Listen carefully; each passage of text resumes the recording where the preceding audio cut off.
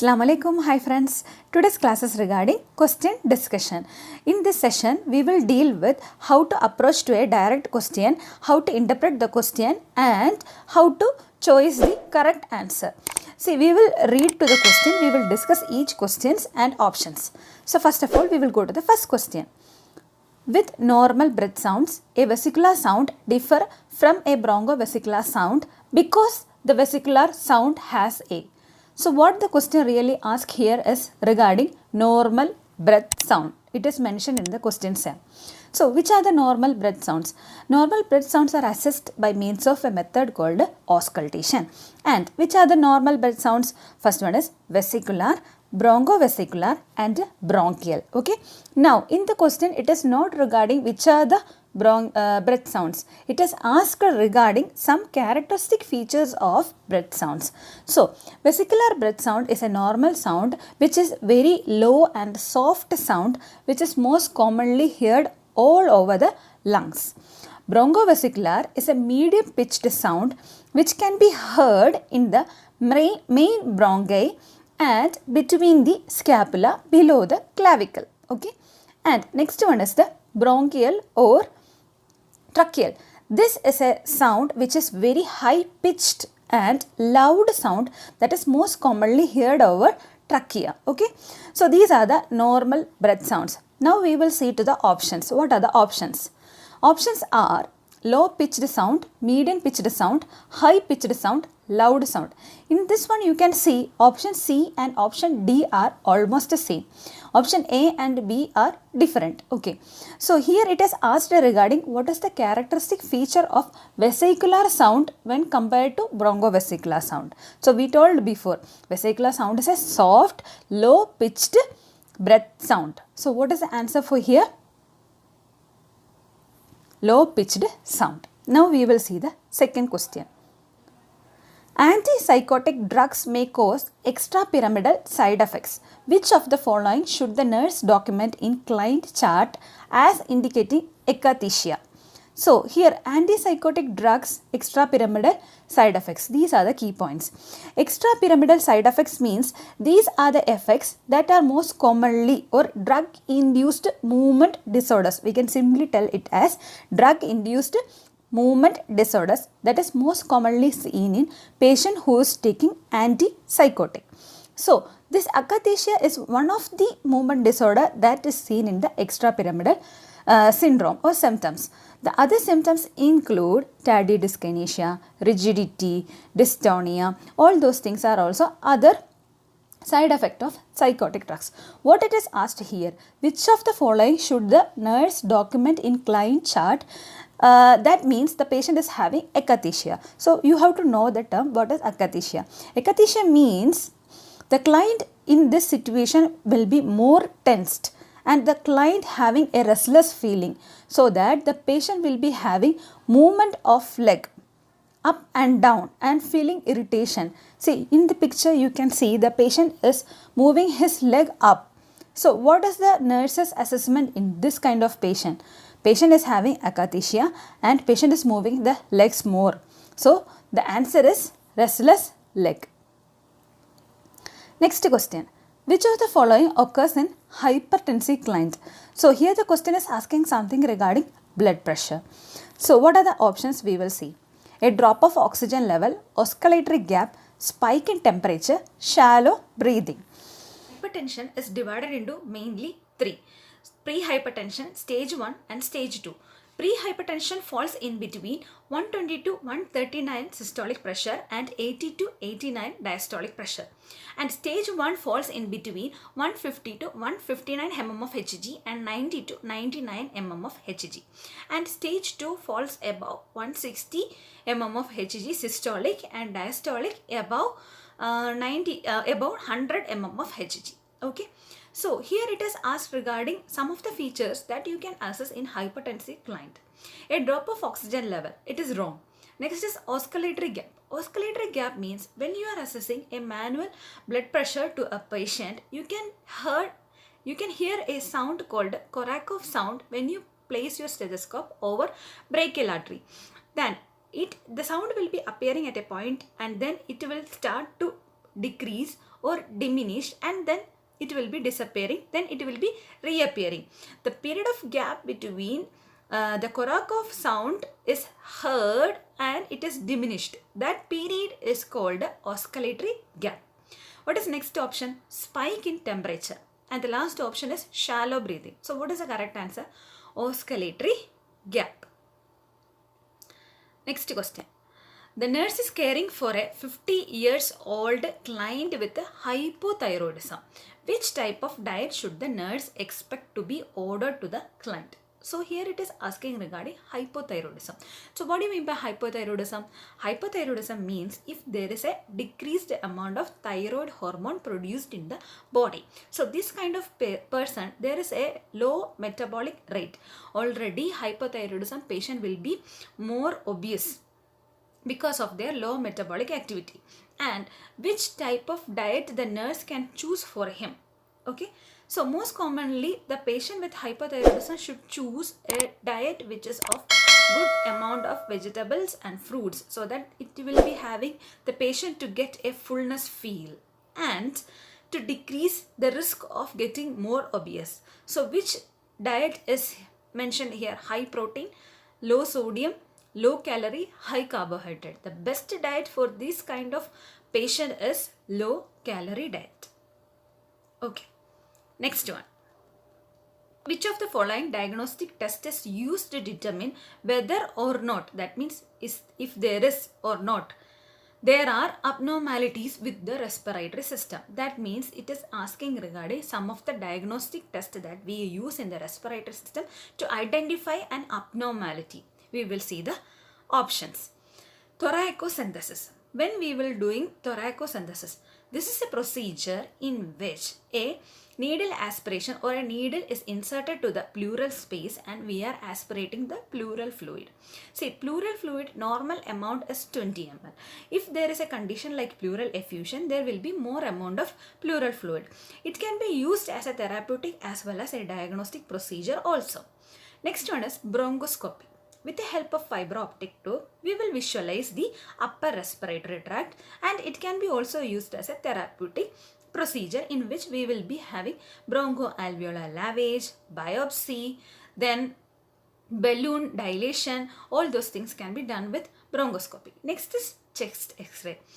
Almost all pulmonary tissues are radiolucent, so that they appear black in the film, and the densities that are produced by means of any tumor or any foreign bodies appear, or any infiltrations that will appear white in the X-ray. And most commonly X-ray are viewed in anterior posterior and lateral view.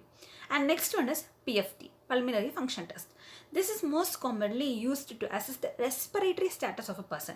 That means the amount of inspiration, amount of expiration, amount of volume of air, like that. So which is the better option?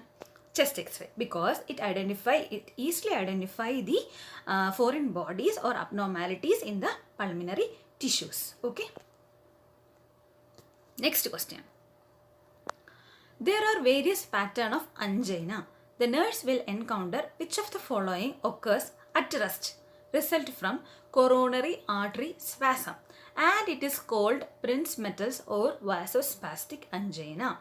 So here it is asked regarding angina pectoris, and the question is focusing on a specific type of angina with these characteristics. So we have to check the options. Options are unstable, stable, variant and intractable angina. To answer this type of question, you have to know the theory regarding types of angina. So the first one is unstable angina. Unstable angina is the dangerous type of angina in which it will be occurring when the patient is rest, and it is usually occurring before to myocardial infarction. It doesn't have a regular pattern of appearing. Next is the stable angina. Stable angina means this type of angina pectoris occurs due to the spasm or decreased flow of blood to the coronary arteries that is supplying to the myocardium, and it has a regular pattern of onset, and it can be treated with any medications. Most commonly stable angina occurs because when you put more harder work to the heart, but unstable is not like that. It will be occurring at rest. Okay. Next one is variant angina. Variant angina, as the term itself says, this will be occurring in rest as well as if you are giving exertion to the heart also. And most commonly it is seen between midnight to early morning. And variant angina is otherwise called as Prinzmetal angina or vasospastic angina. The last one is the intractable angina. Intractable angina is otherwise called refractory angina, in which this type of angina doesn't respond to medical as well as surgical treatment modalities. These are seen in chronic patients also. So what is the answer for this one? Is variant angina. So we will see to the next question. Septal involvement occurs in which type of cardiomyopathy? So the question is asking regarding cardiomyopathy. We will see to the options. Congestive, dilated, hypertrophic, restrictive. See, cardiomyopathy means diseases that is affecting the myocardium or muscles of the myocardium that will impair or make disturbance in the electrical conduction. Okay, so it is asking regarding the septal involvement. For that, you should learn about the types of cardiomyopathy. First of all, congestive cardiomyopathy.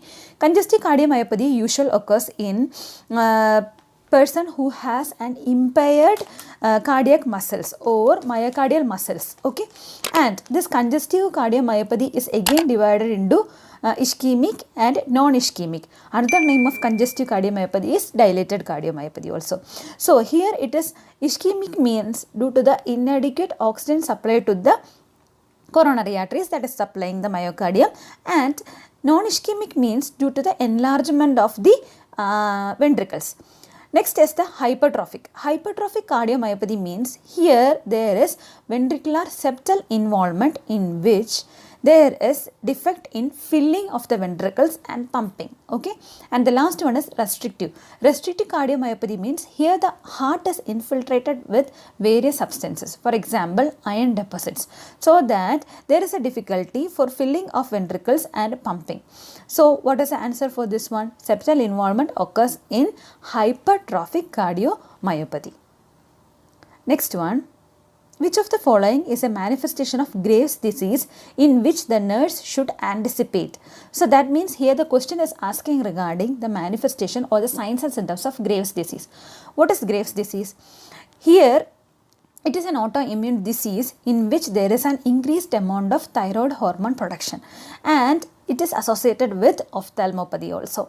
In such kind of person, there will be increased bulging, forward extension or bulging of eyeballs because of the fat deposition behind the eyeballs, which will cause inflammation to the muscles around the eyeball. Okay, so the options are hormone suppression. No, wrong. Weight gain. This most commonly Graves' disease patient will have a weight loss. Exophthalmos. Exophthalmos is the protruding or the bulging of eyeball. Then halitosis is bad breath. So what is the answer here? Exophthalmos. Next one. You are working in a neurological unit and you are asked to test the functions of cranial nerves 3, 4 and 6. In order to do this, which of the following should the nurse do? So this is asking regarding the normal assessment of cranial nerves. And which cranial nerves? 3, 4 and 6. This 3, 4 and 6 are motor cranial nerves. Okay. So we will see to the options. 6 cardinal field of gaze. That means we will ask the patient to move the eyeballs according to the position we are keeping the finger. We will keep the finger like this. We will ask the patient to move the eyeball towards the finger, then up and down, then again to the center, then moving the finger to the left, like that. So that it will be what it is assessing, the movement of the muscles around the eyeballs, the superior, inferior, lateral rectus, medial rectus, like that can be assessed in the option A. Next is the pupillary response to light and accommodation. This is assessed for cranial nerve 3, corneal reflex. This is assessed in the, you can touch with the cotton ball over the cornea for the blink reflex, and it is assessed for cranial nerve 5 and 7. And then difference in eyebrow symmetry, most commonly seen in facial nerve palsy or the 7th cranial nerve palsy. So which is the answer for this question is the 6 cardinal field of gaze, okay, so that you can assess the 3, 4 and 6 cranial nerve together. Next question. To assess the gait, the nurse asks the client to take a few steps. With each steps, the client make a half circle. To document this client gait, the nurse should use which term? So here it is asking regarding a person's movement or walking. It is called a gait. The manner of a person walking is called a gait. Okay. So we will see which term is used for this specific gait. Okay. It include ataxic. Ataxic means this is an unsteady gait. Most commonly it is seen in cerebellar disorders. Next is Walding gait. Walding gait means this is most commonly seen in patients who are having congenital dysplasia. Okay. Next is helicopode. Helicopode means here the patient is having conversion disorder and unable to make a good movement of the foot. They will make a half circle when they move the foot. Next is steppage. Steppage is a neuropathic disorder, most commonly seen in neuropathic disorders, in which, like ankle equinus, here the foot will be up from the floor and the toes will be pointing down. So what is the question asked here? It is asked like the person who is making half circle when they move, and it is called a helicopode gait. Okay. So we discussed 10 questions in this session. These are direct questions also. I hope all of you understand some of the topics. So we will see in the next videos.